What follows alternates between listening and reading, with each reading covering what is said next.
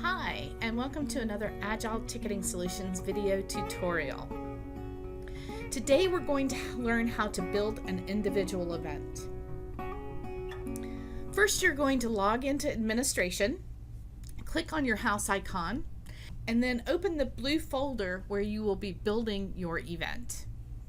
Now, if you have existing events that you can copy from that has all of the same information in place, you can do so. But for this purpose, I'm going to build a brand new event. So the first thing that I'm going to do is I'm going to right click in this area and select New. And I'm going to select my event type. So I don't see my event type listed here. So what I'm going to do is I'm going to create a new event type and hit Add New. So now I've selected my event type, and I'm going to select the venue that this is going to happen. And then I'm going to enter the title of my event. So the internal name is the short name that will appear in AMS or POS in the box office. And the external name is what the actual customer will see online.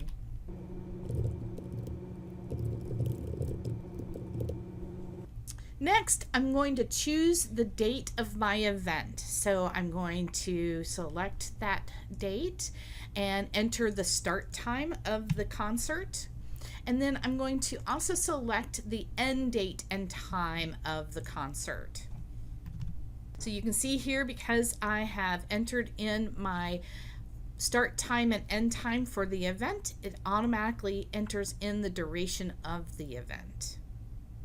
Now I can choose to add a color if I want to color code it based on different venues for your POS station. For this purpose, I'm just going to leave it as is. Next, I'm going to hit apply to save my information, and then I'm going to go to my sales channel area and take a look at what I have available here. Now, I don't want to turn this on sale just yet because I haven't completed building everything. So we'll come back to the sales channel tab once everything is built. I'm going to click on my delivery tab and choose how I want my customers to be able to receive their tickets. So for this one, I'm going to go ahead and select mail fulfillment. Now you can see here that this is mail Agile fulfillment, which is telling us at the Agile office that we will be fulfilling and mailing everything for you. If you mail everything in-house, just select standard mail. I'm also going to choose print at home as well as will call. So these are the three different delivery options that my customer has to get these tickets. I'm going to go ahead and hit apply to save my information, and now I'm going to go to my images area. The images tab allows me to upload a promotional image that will not only be the main image on the ticket page, but it'll also create a thumbnail for your calendar views. So I'm going to go ahead and select upload and choose my image. You'll see here that it will automatically resize your image to fit how the default is in the system, as well as it'll ask you if you want to create a thumbnail image. I'm going to go ahead and leave this checked because I do want that thumbnail image so it'll appear on my calendar view online. So I'm going to go ahead and click on automatically resize. And so now you can see here I've got my main image as well as my thumbnail image, and I can also add a ticket image or an overhead image if it were a reserved seating situation. But for this purpose, I'm just going to create a general admission event. Next, I'm going to go to Web Control. Now, Web Control allows me to turn on and off some switches in the system that will help with the online process for your customers. So if I want my event pricing to show online, I'm going to go ahead and check mark that. If I want if it's color coded based on the different tiers, if it's a reserved seating house, we would check mark that, so that way the different colors that you've assigned for each inventory tier level will appear online.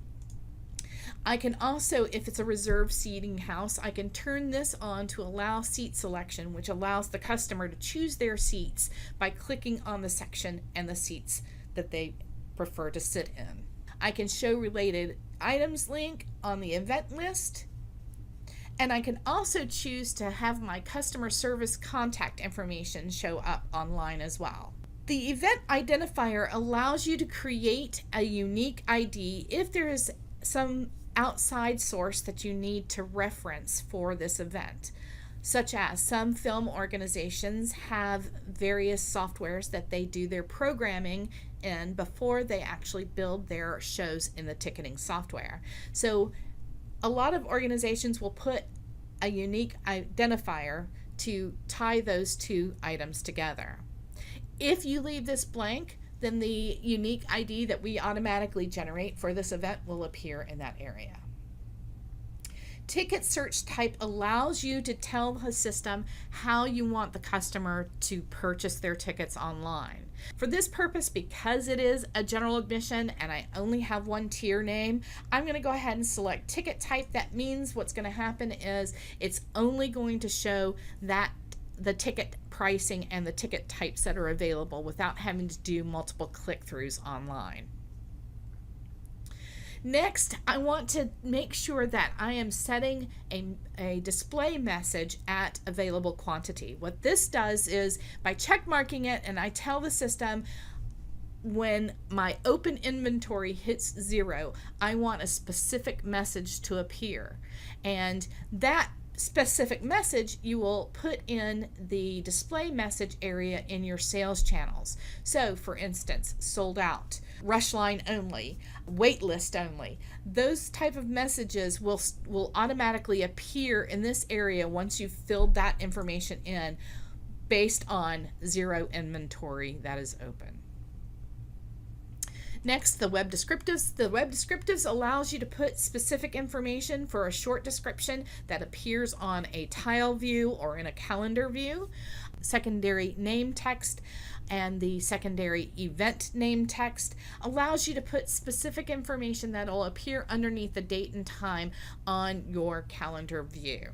The next thing that we're going to look at is your web availability. Web availability allows you to put additional information that will appear online once you've hit that 0 quantity, such as rush line instructions. So if you have a rush line and you're sold out for advanced sales, you can tell everybody the instructions on when they need to get to the box office to be eligible for those rush line tickets.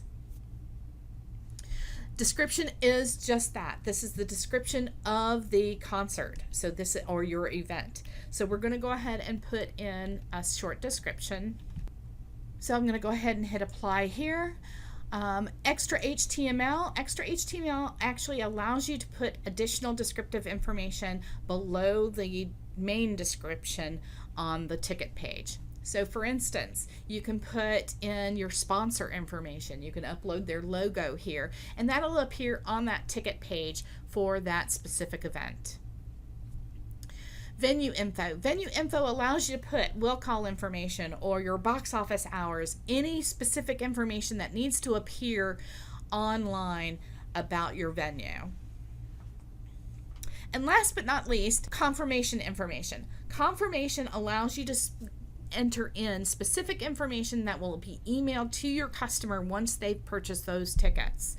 For instance, will call, please bring your picture ID to pick up will call. If this is a 21 and up event, you can put that information in. So now that we've got the basic information set up for our event, we're going to go ahead and hit OK. And now we're ready to create our tier inventory. Thanks for joining us today. If you have any questions or need more information, please feel free to contact us at support@agiletix.com.